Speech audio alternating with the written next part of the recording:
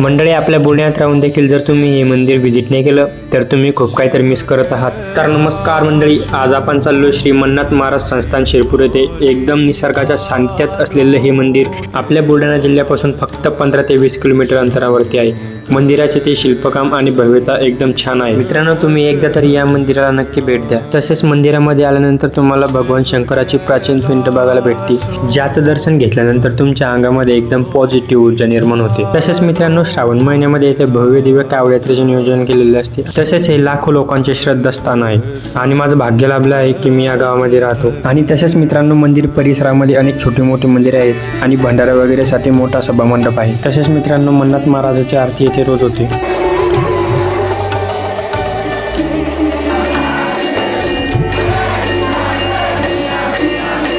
तसेच मित्रांनो, आता आपले 1,500 फॉलोअर कंप्लीट होणार आहे. त्यासाठी तुमचा बॉल फॉलो करा आणि सपोर्ट करा. भेटू लवकरच पुढच्या ब्लॉगमध्ये.